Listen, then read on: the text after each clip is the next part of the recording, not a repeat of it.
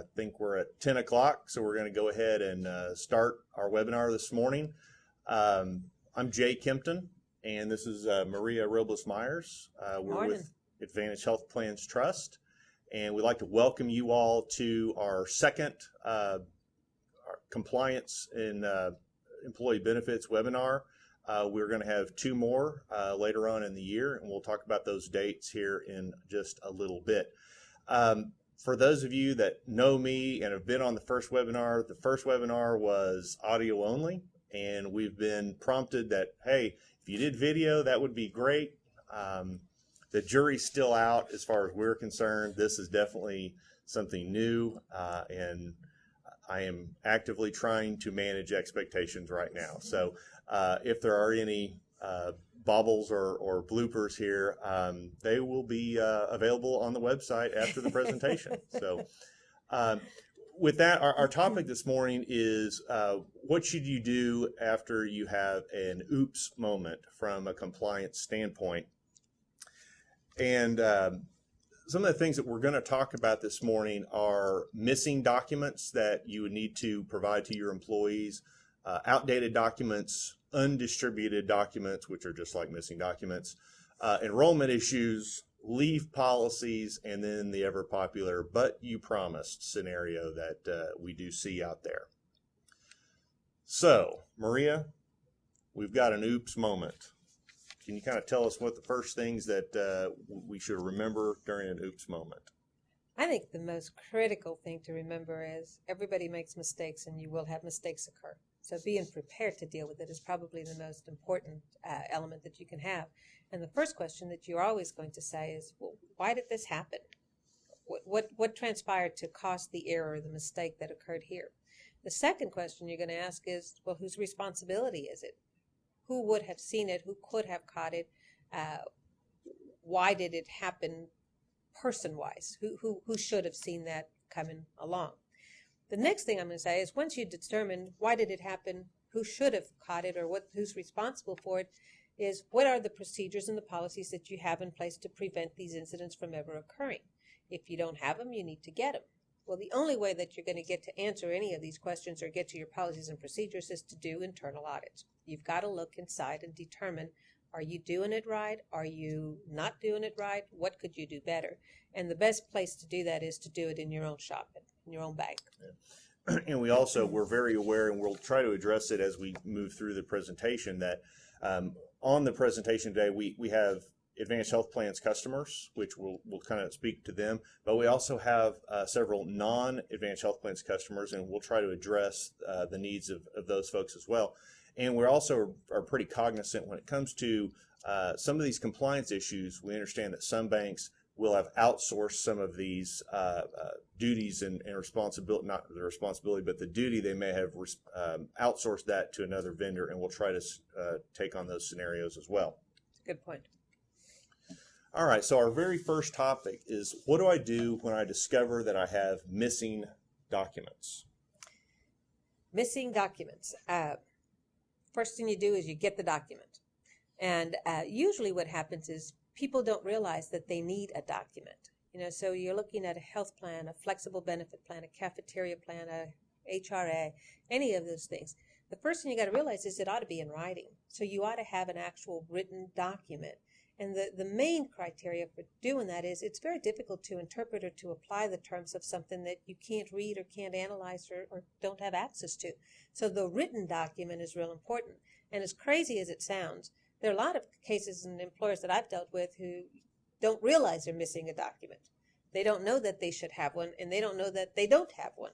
And, this is part of the process of understanding what you ought to have so that you can determine if you're missing it, what you need to go to do to find it. The other area where I think sometimes documents come into play is, not so much in the AHP plans, because the AHP plan document is all-encompassing. It already includes your ERISA rights, your COBRA rights, your claims procedures. But sometimes you will have a provider, sometimes the insurance companies will do this. They'll generate a plan document that has all the benefit structures and it has procedures that apply to them, but it'll say under the COBRA section, you may or may not have COBRA rights. Ask your employer. Well, if that's what your document says, you should have a COBRA rights provision somewhere that you then know what it is that you should give these people. If it's not in writing, you need to get it in writing. But those are the most common areas where you see the missing information. And there should be a distinction between just having, say, for instance, we have a lot of customers and non-customers that have a health reimbursement account, and sometimes they'll call them a deductible reimbursement account or something like that. And a lot of times we'll say, hey, are you all doing this? And the banker will say, yeah, we take care of that. And I say, well, do you all have an actual plan document, because this is actually a plan? And they'll say, well, no, not really, we just do it. Or they'll say, well, we have a document, but it's a lot of times it's written almost like an internal policy and procedure. Yes. As opposed to and you've taught me over the years that there's a difference between a plan, small p, and a plan with a capital P. And I think that's what we're actually talking about here. Yes, as a horror story, I can tell you one where I had a client one time that had a cafeteria plan in place, and the cafeteria plan was used to do the pre-tax deductions on payroll. For some unknown reason, the IRS came in and audited it. And the first thing they said is, where's your cafeteria plan? And he kind of went, don't have one. And the auditor, believe it or not, initial reaction was to say it's disallowed. You can't do that. And then they started going backwards and assessing all the taxes on amounts that should not have been done pre-tax, that were subject to employment taxes and that were taxable to the individual. And, when you get into those kind of horror stories, you go, why didn't you have one? And the answer is, I didn't know I needed one. Right. And definitely if you're talking about just a premium only plan, because those things are perceived as so simple, and they are, from an operations standpoint, an administrative standpoint, they are extremely simple, but they still have to have a document, a plan document that has all the pieces that are required by the different regulators. You need to have it in writing. All right. Our next topic is, what do I do if I discover that I have outdated documents? I have the documents, but they've been up there on the shelf for about, quite a while, and I look at them and they haven't been touched in 7 years. That is, it's a real interesting area, generally because a lot of employers really don't even know when they have an outdated document. So you say, well, what exactly is a current document, or what is outdated? And oftentimes what you really have to look at is, have you read it lately? If it doesn't say what you are doing, it is out of date. If it doesn't have current information, it is out of date. If it doesn't have, for example, in your health plan, if you're dealing with your group health, and it doesn't talk about the PPACA requirements, the Patient Protection Act requirements, it doesn't address dependents at age 26, it doesn't say whether or not you're grandfathered, all the things that you've been hearing about in the last year, it's out of date. And if your document is out of date, the first thing you got to do is you got to get compliant. And now, that would maybe even apply to an HRA? An HRA, any of it. Yeah. And I think what happens generally is employers tend not to read the document that they have offered to their employees. They get a piece of paper, if they get it, you have it, you put it in the drawer, and you go, well, okay, so what does it say? I don't know, I didn't read it. And that's where it becomes critical, because if you are, as an employer, if you are familiar with your document and the terms and the conditions that are imposed in the document, then you know when you're not doing what it says you're doing. So what do? I think the best thing to do personally is work with people who understand what it is you're trying to do, so that you are getting current information, you are getting the up-to-date, and you are getting someone says that needs to be updated, that needs to be changed. How do you do that? Ask the people you work with. Ask your representatives. Ask your agent. Is this the most current version? Does it include the law changes that have taken place? Is there anything else I need to have in here? And the other thing you can do is stay abreast of what things are coming up.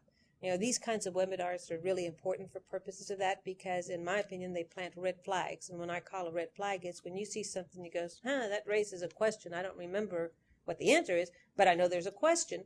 And that's the whole goal of staying in tune and staying alert, staying up to date with information, because when you see it, you go, that just doesn't feel right. So if you're missing that, get your documents up to date. I think the one thing that is real important is we all make mistakes. It's going to happen. Everybody knows it. And the best course of action is to fix whatever is wrong going forward. You may not always be able to fix yesterday's, but you can certainly get it right today and go on down the road. And the quicker you do it, the more you do it internally based on your own analysis or finding it yourself, the better off you will be with any of the regulatory agencies that are out there supervising or governing these plans. So kind of a real world analogy to that is if you do have probably not so much a health plan. I think health plans are on people's radar. I don't want it to be completely forgotten, but most people do think about health plans. But if you have a 125 plan or a HRA or HSA or really anything out there, and you haven't made any changes to that document in several years, or in today's environment, several months even, Yes. things are changing so quickly. And maybe you receive that from an outsourced vendor that handles that for you, and you have not seen an update, or that update, maybe you saw it in an email 6 months ago, but you don't really remember what you did with that email, and maybe that contained updated language. I think the moral of the story here is these documents are changing. The requirements for these documents Yes. are changing, and if you don't know where those changes are coming from, it would be a good idea to find out and be proactive about it, because we have, and I think we're going to talk a little bit about audits, but we are seeing more audits that are happening at at the employer level. Yes, at your bank. Yeah, we've seen it with lots of different employers where they come in and they're looking for the documents to, cross the T's and dot the I's. Yes, they are. They're looking for compliance. Yeah. Okay, so our next question is, what do I do when I discover that I've not been providing appropriate documents to my employees? That's an area that I think is one that is definitely under audit and certainly being looked at. Department of Labor is doing very proactive audits in this area. And what you're looking for is you want to make sure that your employees know what benefits are available to them. And again, if it's not in writing, it's very difficult to communicate what it is that they get or when they get it or how they get it. And that's the need for the written document. The main document that you would generally provide is a summary plan description. In some cases, there's only the summary plan description and a separate plan document, the legal part of the document, which are two documents. And that's very common, like in the flexible benefits arena where you see that, or the HRAs, where they're combined plans, and so you have an actual SPD. In the health plan, the general trend over the last few years has been to have a plan and a summary plan description all in one. So when you get a new plan document, that also serves as a summary plan description. If you're working with an insurance policy, they very often issue certificates that identify the name of the plan and the name of the employer on it. The critical part is making it available. And I think as you see the changes, especially in the healthcare law right now, the requirements to provide more and more documentation at more and more time periods is going to just continue to grow. So the ability to know that you need to get these documents in the right hands is real important. From a delivery point of view, the Department of Labor authorizes an electronic delivery method. And a lot of employers are using that because it's the work environment is so much more driven by the computer mode that everybody seems to have access. But you have to remember that if you make your documents available through an electronic means, you must still let the employees or the beneficiaries of these plans know that they can get a written document. They just have to ask. And when they ask for it, you can't charge for it. You just have to provide it. What people sometimes forget, though, is that even when they provide it in an electronic medium, there are people who just can't get it in an electronic medium. You may have a dependent that lives out of state. There's no way they can log onto the site to get the document. So you have to make sure that you provide them a written document in that case. The burden is really to ensure access. And that's right. I've had a lot of clients have asked, well, can I do electronic? Well, do I have to do paper? And I mean, the answer really is you really have to go to that extra length just to ensure access. And that can mean a lot of different things to a lot of different employers, depending on your work, the different work sites, and also kind of you've got, I know in a lot of the banks that we go to, everybody in the front of the bank, and on the production side and the tellers, and a lot of people have access to computers, but maybe the folks in the back don't. And so you may have two different compliance thresholds that you've got to comply with. Yep. The other thing that is kind of an up-and-coming issue in this documentation and providing the proper documents is providing documents in the right language. As the workforce changes to where we have more and more individuals speaking other languages, the requirement that it be provided in a foreign language is growing.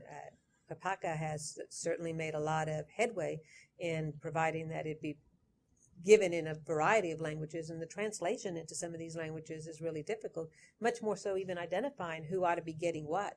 But if you know you've got people who don't understand what you're giving them, it's a red flag. You need to identify it and say, what do I need to do to give them something that they can understand? That could be looked at as you haven't provided access. You have not given them access. That's exactly right. Yeah. Okay. Our next topic is under enrollment and termination. It's, what do I do if I discover an employee hasn't been enrolled or terminated properly? And we do see this quite a bit across the spectrum of banks, big banks, small banks, and not necessarily even in banks. We have other customers that are not banks that do struggle with seemingly a pretty straightforward issue.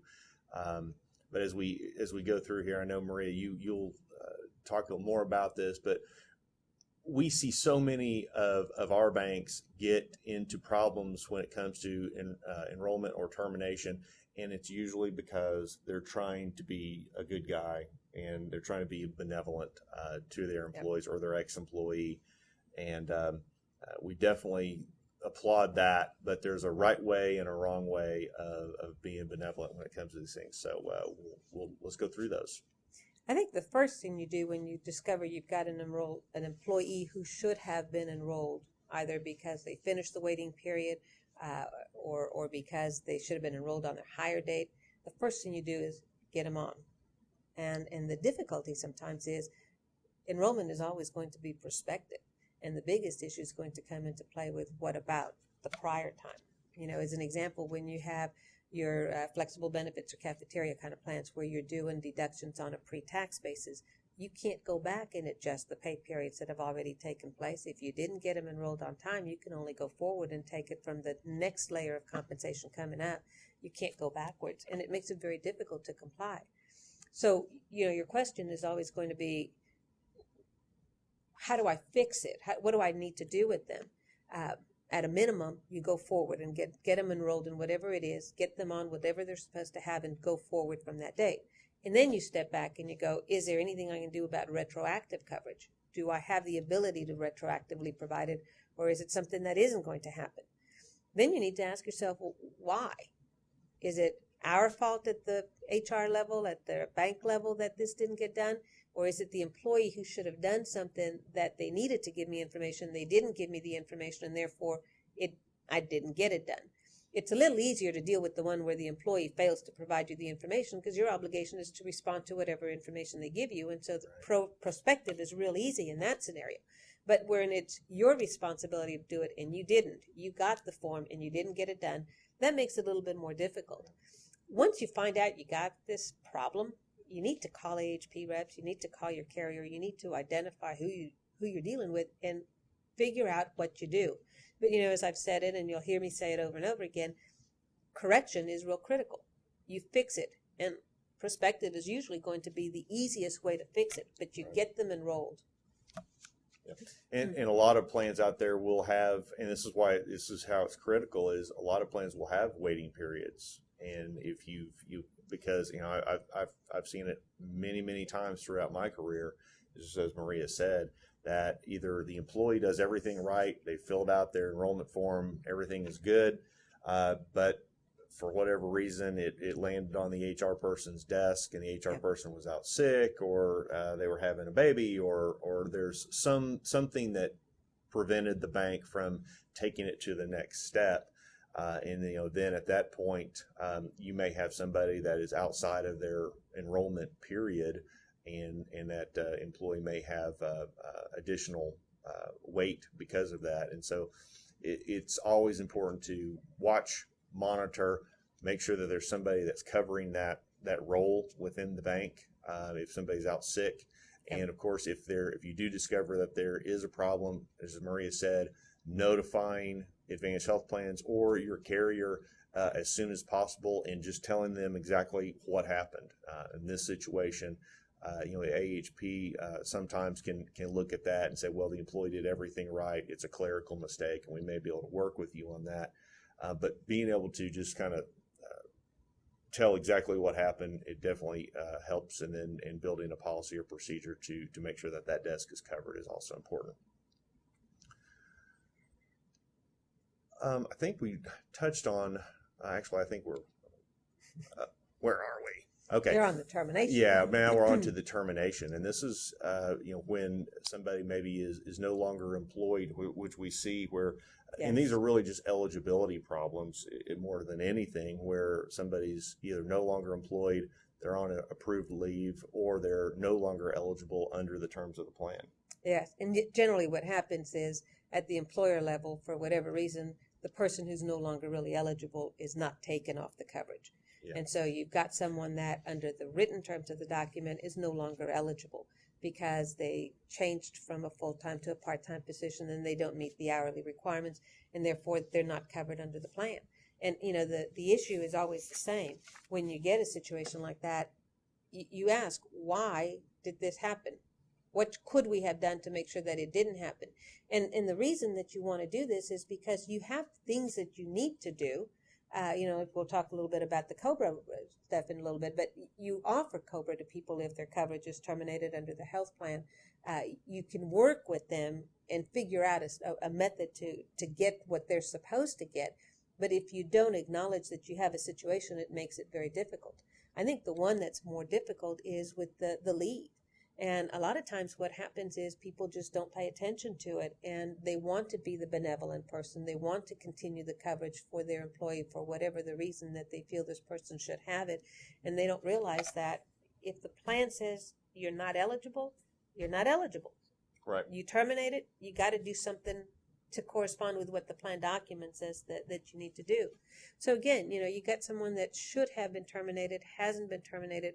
Contact AHP, contact your carrier, let them know that you've got an issue, identify what the situation is. If there is still room to provide COBRA, give them a COBRA notice. The obligation to provide a COBRA notice doesn't terminate just because you didn't do it or because you forgot to do it. Their right to coverage for whatever the length of time they're entitled to continues no matter what. So sometimes you can look at it and say, okay, well, you've been covered for 6 months already, so we'll treat that as the first 6 months of COBRA coverage and treat it as if the employer paid for it. We got to go forward, and the rest of your COBRA period, you got to make an election and make your payments and do it at your pace so that you comply with the law. But if you don't tell them, your obligation doesn't disappear. In the area that we're in today with PPACA, it is getting more and more difficult to rescind coverage and just say retroactively, well, you should have been gone 6 months ago. Right. We didn't give you a COBRA notice. And it could be that they forgot to tell you. Right. They're no longer married. They forgot to tell you that this person is no longer a spouse, and so you have a spouse coverage who isn't really covered under the plan, other than maybe the eligibility as a spouse under COBRA. And with the new rules that have come into play, it's hard to go back and rescind it unless you can show that the employee acted in a fraudulent manner. If the employee failed to tell you and fraudulently deceived you to not let you know that they should have not been on the plan, you can rescind. But absent that, it's very difficult. So an example of this rescission or not being able to rescind, that how it could possibly hurt the bank, is you could have an ex-employee that they were terminated correctly and they're no longer employed by the bank, but for whatever reason, your carrier or Advantage was never notified that this person is an ex-employee. They stay on the plan. You keep paying the premium for 6 months, a year, whatever. They could potentially run up a lot of claims. And then when the time comes for your renewal and you get a bad renewal, and my gosh, what happened? Well, Fred that you left on the plan needed a kidney transplant or something. And there is no way to go back and rescind that coverage, as Maria was saying, retroactively to get those claim dollars back, or to recoup that premium, unless Fred, that ex-employee, actually did something fraudulently, and that's something that's new under PPACA. Yeah.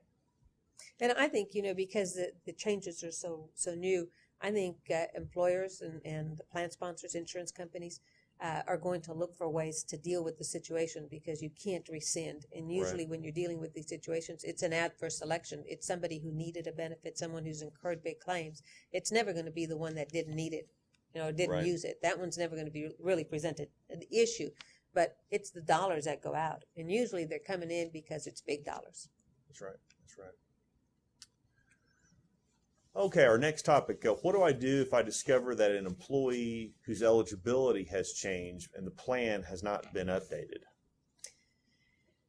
You know, that's a little bit similar to what we've talked about, but it's also a little bit different. Right. The area of employee changes is real critical when it comes to having your in-house people understand the events that trigger changes.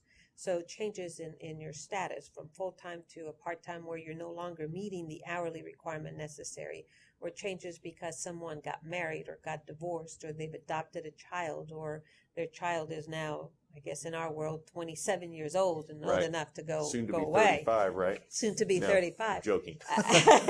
Maybe. These kinds of changes really generally, they're adverse selection problems in that you're generally looking to add people more than you're looking to take away people. And so you're looking for someone who should have been added on the coverage, who didn't get added on the coverage, and they now have claims that should have been covered. You know, in these areas, again, I think you start by looking and saying, whose mistake is it? You know, did the employee fail to tell me? Is it something I should have known? Is it something they should have known they needed to tell me? And just to kind of show you how things link together, if an employee didn't get a summary plan description to begin with, or didn't get the COBRA statement to begin with, and they don't know that they have a time period to tell you when that dependent is no longer eligible, or they don't know that they have to tell you that they are divorced, it's really hard to say it was the employee's fault. That's a great point. You didn't give them an opportunity to know the rules, so you can't expect them to play by the rule. So you always have to look at it from, you know, how did it happen? My general advice is generally you're probably going to err on the side of the employee, giving them the benefit, and then working backwards to figure it out. But in anything like this, when you have a change that should have taken place, someone should have been added, should have been taken off, you got to get in touch with the carrier. You got to get in touch with your HP account rep and let them know. The sooner you do it, the easier the mistake is to fix. And remember that in our environment, especially in the healthcare, when you have someone that loses coverage and they get a gap in coverage because they were missing that 63 magic day gap, suddenly they're no longer eligible to be considered for pre-existing condition, and the creditable coverage rules disappear on them. Right. And that could create some serious consequences to someone that has a condition that needs the continuity of coverage. Right. You know, so again, it's a process. Why did it happen? Who could have found the mistake? Who could have or should have identified the mistake? And once you know that, what are you going to do to change it so that you know your process is in place for the next round so that it will not recur? I think what you just said was actually it's a great point to be made, how some of these compliance issues do link together. I mean, in a chain where, you know, if you did have an employee that either didn't do their responsibility or and for whatever reason was damaged, but it was ever determined that, well, they never got a summary plan description outlining what their responsibilities are. Makes it tough. Found a good attorney, a litigator type. Makes it very difficult. They've got quite a case. I mean, in a lot of different areas out there, not just, well, the bank didn't follow through, the bank didn't make aware, but now also you're in violation of the employer's responsibilities under PPACA to provide access to these documents. And I mean, it would not be fun. No, and in the environment that we exist in today, the interesting thing about PPACA, assuming that some portion of it exists after June 30th when the Supreme Court rules, is that the failure to comply with the requirements of providing these kinds of information have heavy penalties attached to them. You know, it's a big stick, and it's an excise tax. There are fines that are imposed. They're non-deductible fines, which makes it a little bit more heartfelt for an employer. Yeah. But they're trying to get compliance by forcing you to pay for it if you don't. And when you pay, it is always a much more expensive proposition than if you do it right in the beginning. That's right. That's right. Okay, what happens if I misapply a leave policy? This is one that, you know, here in the last probably 2-3 years, we've had several of these. And it really, we're not trying to pick on our banks. We love banks. But banks and other employers, they do have this issue. And this a lot of times comes back to the benevolent problem. It usually is a benevolent employer. And I think when you think of leaves, you kind of have to look at them in a variety of ways. You've got the person who is on disability. They're not able to work for whatever the reason. You've got a person who's injured on the job and they go on workers' comp and they're not physically at the job anymore and their hours drop. They're no longer eligible. You got your family medical leave, which is a statutory responsibility that applies to some employers. You've got to have 50 or more employees to apply. And those kinds of leaves require special treatment. Generally, what happens in most plans is that when a leave occurs, most of the time that person ceases to be eligible to be covered under the plan. And once that person ceases to be eligible to be covered under the terms of the plan, if there isn't a provision built into, one, your policy, two, the plan, they can't stay on regular coverage. So what will normally happen is Regular coverage. Not as a COBRA participant, Right, but just as an employee, covered as an employee. And generally what happens is employers tend to want to leave people on beyond the point at which they can. Now, in the AHP plan, it has a built-in 90-day grace period, so that if you have an individual who is on a leave, if a disability leave, a workers' comp leave, a family medical leave, are all going to be recognized as an authorized leave at the employer level. And that 90-day grace period says we will treat them as if they were still employed. And then after the 90 days, the coverage would terminate and the COBRA rights would kick in. But sometimes there are employers who have a leave that is beyond the family medical leave or a disability or workers' comp. And on those things, what we tend to see is sometimes they're just on a fact-by-fact basis. There is no actual approved leave. There's nothing in place that identifies what the procedure is, what the process is, who's eligible. In those cases, that is probably not going to be a real authorized leave because you're not applying the terms of a policy. Now, as a lawyer, I'm always going to tell you, you put it in writing. And I think the best reason I can give you to tell you that you have to have these leave policies in writing is it is very difficult to determine who is eligible, when they're eligible, and what they're eligible for if you don't outline it in some methodology in a written form. Now, that being said, there are ways to work with a policy when you have to make an exception, but you make exceptions based on specific facts as you apply them to your written terms. And I think what employers tend to do is, and the thing that's sometimes frustrating because we can't fix it, is they forget to notify someone that their employee is on a leave. The earlier you tell somebody, whether it's AHP or the carrier, the earlier you tell them that this individual is on a leave, the better the odds are that the plan can be compliant and the employer can be compliant. You give the right things. Sometimes you give the COBRA notices like in our AHP plan Right. after the 90-day grace period. Sometimes you have to give it to them right away. Mm-hmm. But if you notify the right people, then you have the ability to make things happen. And again, what happens to you is if you left somebody on, you've got that problem with the retroactive termination. You can't necessarily terminate them when they're on leave Right. because that's really hard to say that was the employee's fault if you know that you're not paying them. So there are ways to work with it, but you have to be very cognizant of what you have. And it really highlights the need to have these terms be in a written mode where you can actually read and understand them. And again, policies like anything And apply else, them uniformly. And apply consistently. them uniformly. And they're going to be living, breathing documents that may be changed from time to time because the original reasons no longer exist, and so you want to do something different, or you've got newer conditions, and therefore you put them in. From a legal point of view, when you have a written policy and you apply it uniformly, you protect yourself from anyone that says that you're acting in what I would call an arbitrary or capricious manner, which is always the worst kind of behavior. Anytime you can justify how you're acting, because you've got reasonable means or reasonable provisions or reasons to work with it, you're in a much better situation than if you just interpret it ad hoc and do it in an arbitrary mode. People often say, well, you've got to apply the same terms to everybody all the time. And you go, you generally should, because what that says is your interpretation of your document, whatever policy procedures you have, your interpretation is consistent. It's not so much that you're applying it to one person or another. It's you at the employer level are being consistent in your interpretation of the terms.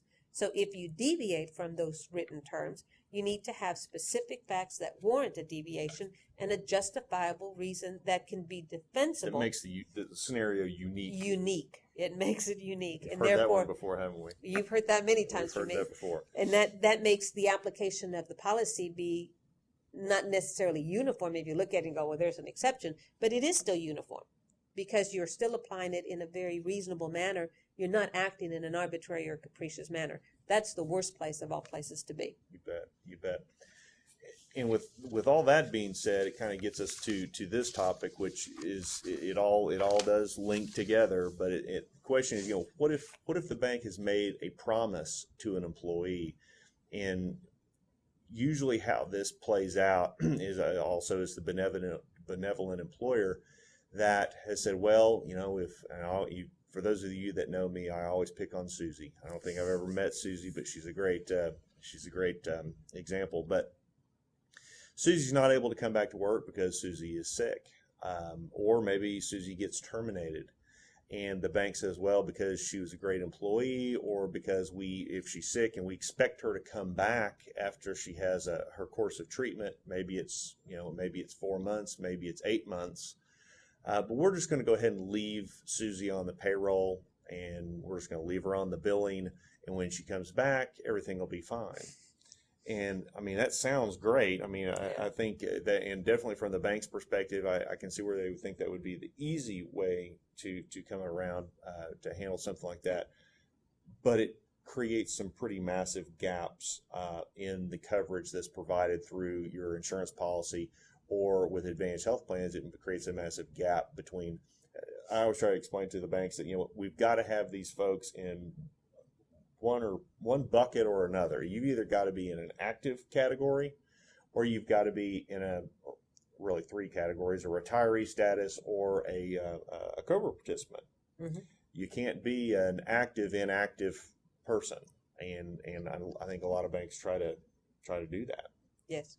In this area, one of the things that I see people trying to do is sometimes with the older employee that is getting ready to retire and the plan does not cover retirees, but they don't want them to just go out there and hang because they may not be Medicare eligible yet. And so they'll say, well, we'll let you stay on. We'll just let you stay on for a little while until you get your next coverage. And that's the kind of thing that gets people into problems. I think from an employer point of view, the real important thing to remember is the document is what controls. Whether it be AHP's plan document or the policy that you're working with, that is the document that defines the criteria that you can apply. As an employer, you can't just change those terms.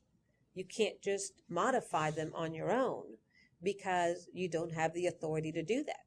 And what happens when you do that is you've got a person who was pulled out of the coverage realm because they don't fit the criteria.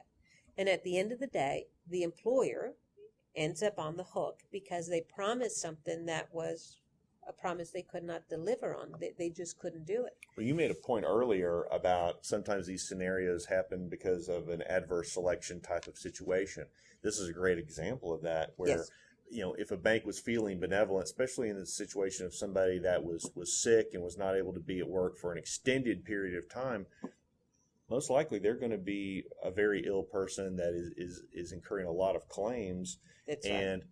Because of that, whether it be an insurance company or it be AHPT, those type of scenarios are really going to be under the microscope.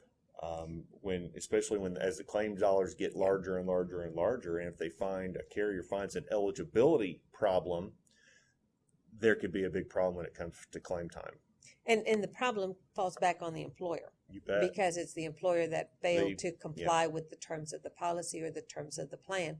And now you've got this person out there who was promised something that is outside of the scope of the plan now, but they have a legitimate benefit that they were promised with an expectation of something, and they get a pretty nice argument to make before a judge and a jury. When you're looking at employees, the one thing to remember is a lot of times there are ways to work around a situation. So, for example, if you're hiring somebody and you're trying to get them on board and you go, I want to put them on immediately. I don't want him to be subject to the waiting period. I want him on now. We have a 90-day waiting period here at the bank, but I really don't want to apply it to this new hire. I need this guy to come on board now. Well, there's a way to work with that. You know, in my view of it is, if you identify the situation, what I would always recommend is offer to pay their COBRA premium from wherever they're coming.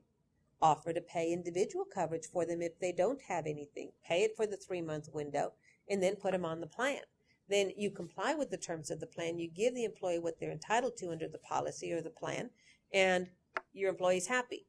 And usually the cost of doing that is negligible in comparison to the cost of mucking up and not being able to fix it. And and that covers you from being arbitrary and capricious Absolutely. on your own policy, because Absolutely. you said that all employees are going to have a 90-day wait.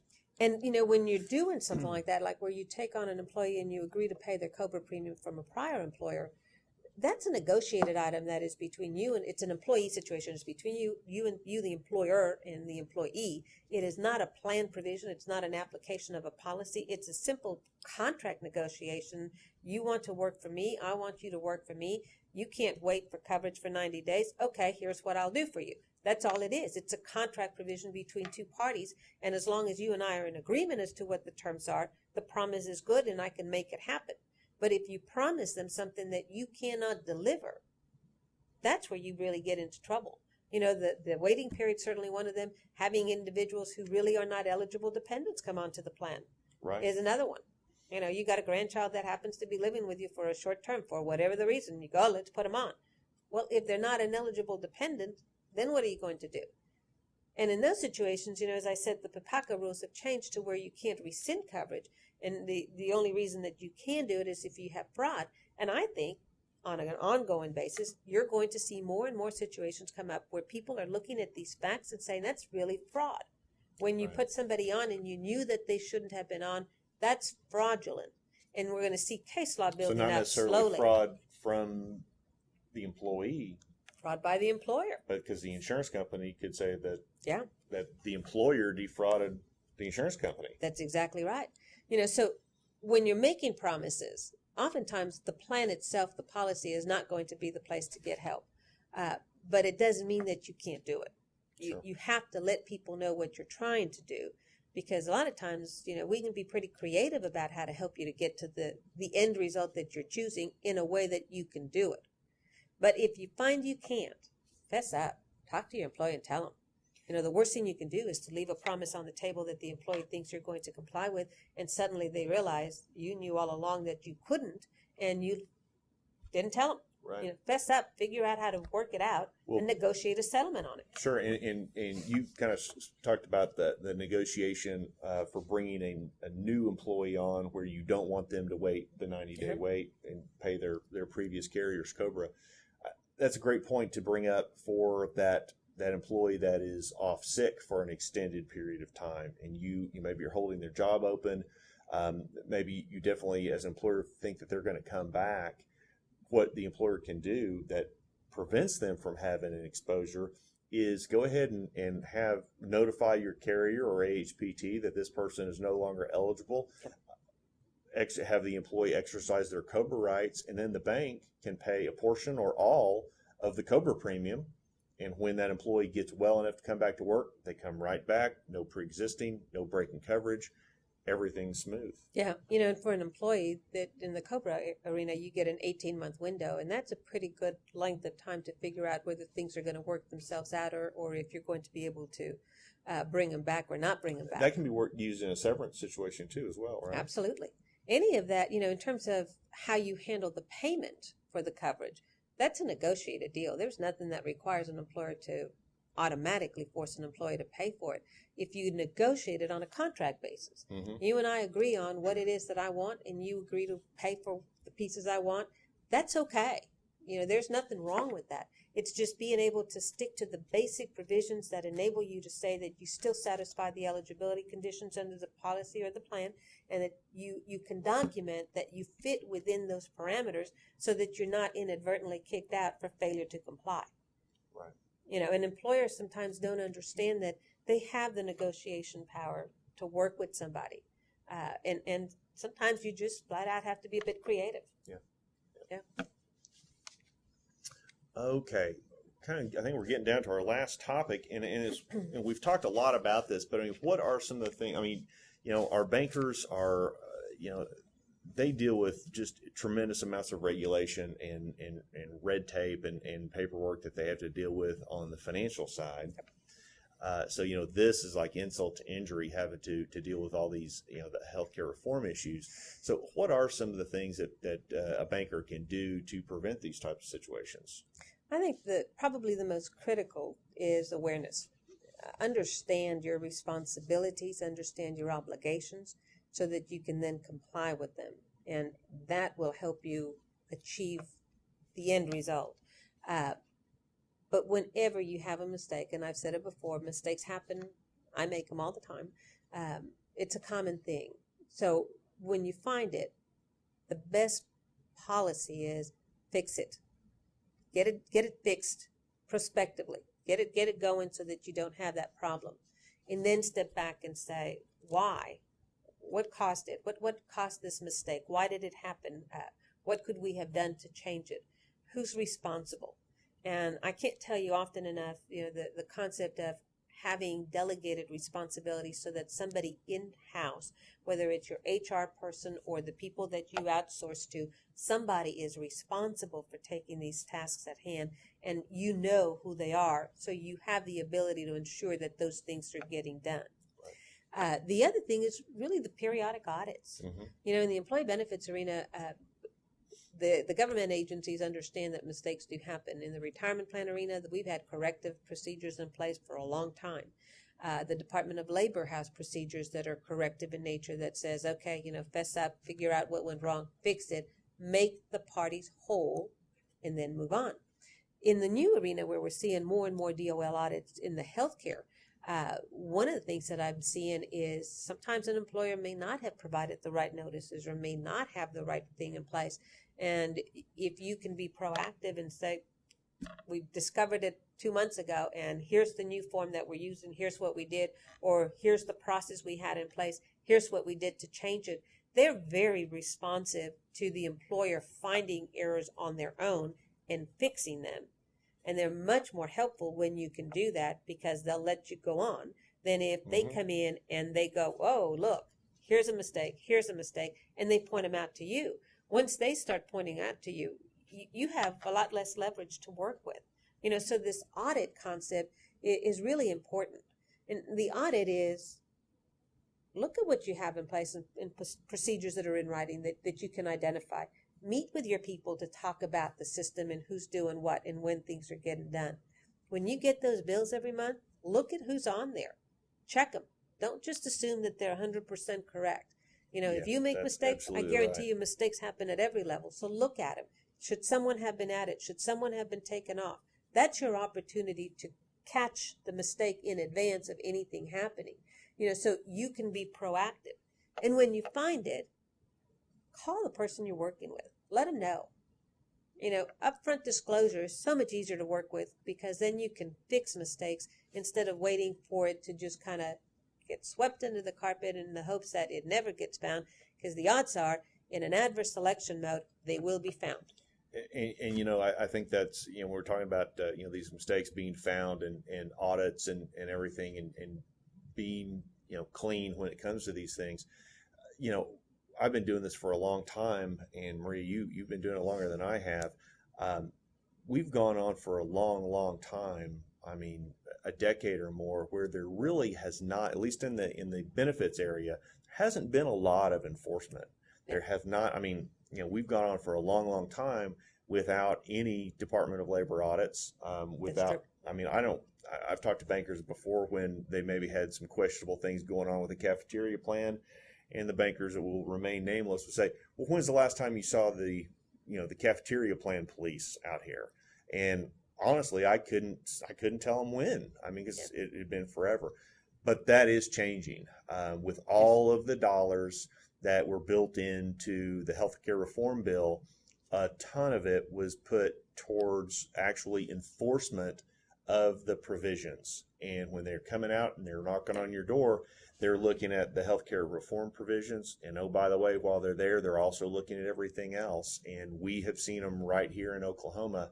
One of our clients has already experienced a Department of Labor audit on the benefit side. Maria, I don't know if you've had any of your other clients that have seen one so far this year. I've seen several, and the DOL audits historically have come from complaints where an employee calls the DOL Right. because of an issue or a problem. The new round of audits are not complaint driven; they are compliance driven. And these new auditors that are coming out are well trained. They have been schooled in the last few months. The one that I worked with the last had just returned from a 2-week training session in Washington, D.C. to understand what it was that they were looking for from a PPACA compliance. And that's really very proactive. Historically, these governmental agencies come in and they do audits long after the fact. Right. They don't come in at the beginning stages of the implementation of any law. They come in 4 or 5 years down the road. Sure. And this is a different deal. They're not doing that. They're coming in advance, and they're coming in There's with portions of the law that regulations haven't even been written for, Yep. yet they're here checking on They're checking compliance, it, yep. interim final compliance. and their checklists are really good checklists. Yeah. The ones I've seen are very thorough, and they will ask the questions. And everything I keep telling you about policies, procedures, responsibility, who's responsible for what, it is all on their checklist. And when they meet with you, they're going to ask you the same questions. So you want to be prepared. Be ahead of the game and get yourself in place so that you know what you have, what your systems are. You understand where mistakes can occur, and when you identify where those things are, then you can take proactive action to make sure that you avoid it or you correct it. You bet. You bet. Well, we're kind of at the end of our content, but we definitely want to be around for, I think we've got probably about another 10 minutes or so that we'd love to open it up for questions. Now, we have a technical team behind the camera that I'm going to look to them and say, I believe that all the questions are be coming in via the GoToWebinar interface. Okay, so if you do have any questions, we'll try to, I've got the screen about 5 feet away from me, so I'm going to see if I can see your questions, if there are any, and we'll try to take those now.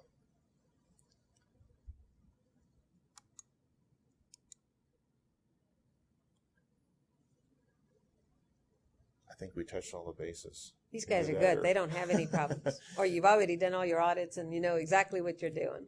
Or since we're talking about oops moments, they may say, well, I think I'll ask that question offline. That happens. That'd be me. Yeah. I need a little private time to discuss my scenario. We see them, we get the calls in where the mistakes have been made, and oftentimes you just sit there and you go, I wish you'd called me 30 days ago because I could have fixed it really easily back then. It's harder to fix today, and so you have to be more creative after the fact when the situations come up. But, the reality is we live in an imperfect world and mistakes will happen. Yep. And if you think Absolutely. they're not going to happen in your shop, you're nuts. Yeah. They will. Yeah, that's right.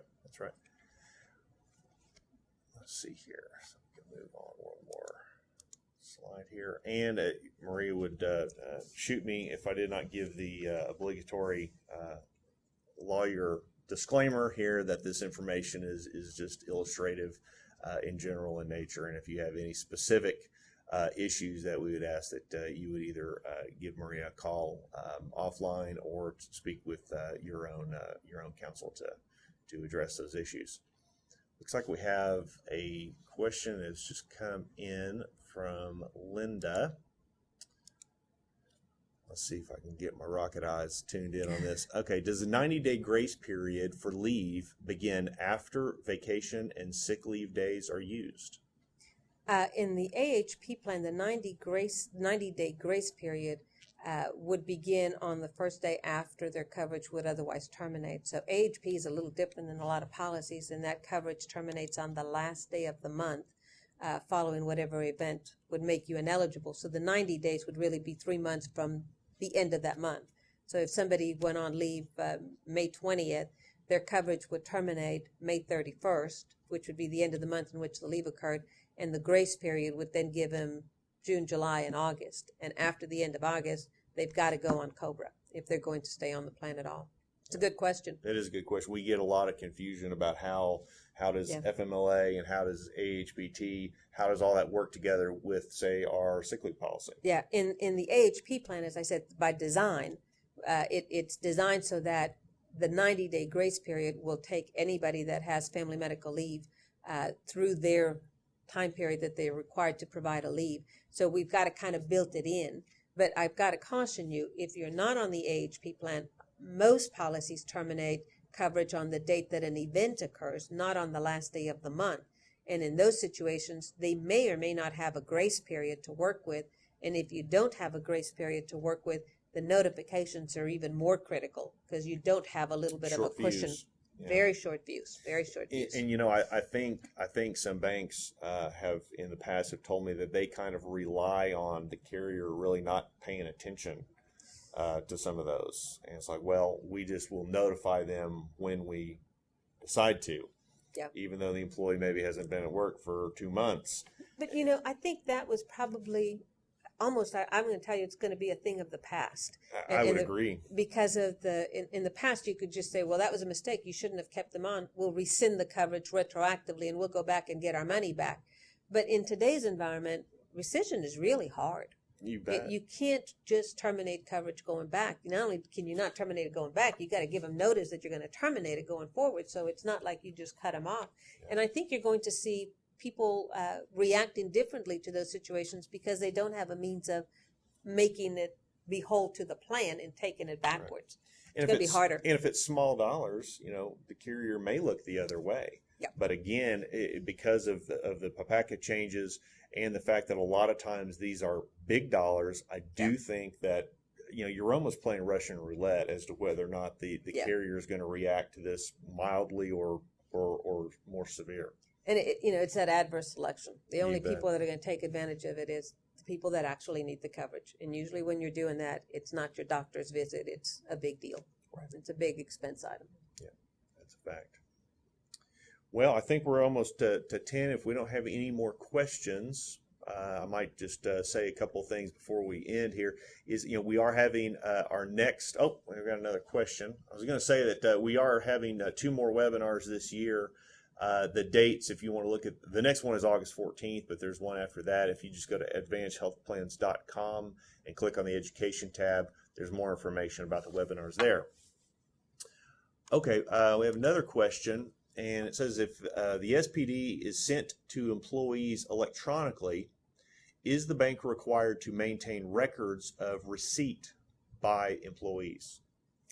You know, that's really a good question. I don't know that you have to maintain an individual receipt, but what I would recommend that you maintain is a policy, a written policy and a procedure that outlines what you do, when you do it, how it is done, and verification that you complied with the procedure. So if you have the process in place, you can demonstrate that you always do X, Y, Z. And here's how you do it. And here's the verification that you did it this month and the next month and the next month.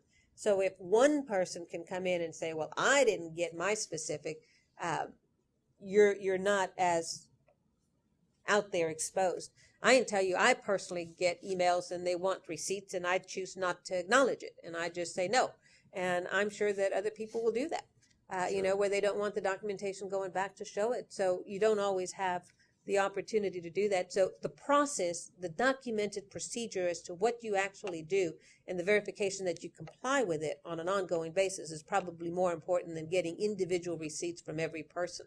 It probably wouldn't hurt also, in addition to what you just said, you know, when you do have an employee meetings or any other type of probably non-electronic communication with your employees, just to let them know that, you know, hey, the summary plan description on our health benefits was sent out last week or last month. And, oh, by the way, if you didn't get it, couldn't get it, whatever, those are available for free of charge in the Human Resource Office. And that, you know, that'd probably be a great, we're going to say that every time. And that way that we know we say it every meeting and therefore we're covered. And it goes further to make sure the employees see that you're ensuring access. Yep, that's exactly true. You know, just before you end, I think next time we meet, we're going to be past the June 30th deadline. The U.S. Supreme Court is expected to be ruling on the constitutionality of the healthcare law before the end of their session, which is June 30th. People like me don't think that the opinion will be out until probably they're ready to walk out the door for vacation. So it'll be the very last week of June when we get it. but I think we're all expecting some pretty significant language and some pretty meaty opinions. And next time we meet, hopefully we'll have answers. We'll be loaded for bear, probably. We'll know where we're going. We're going to have a path. Yeah.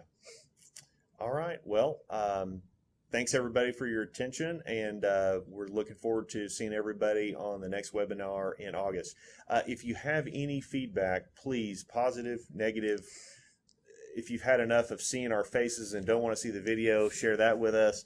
But anything that you have from a feedback standpoint, please share it with us at advantagedhealthplans.com. And with that, I'm going to go ahead and terminate the webinar. Everybody have a great week.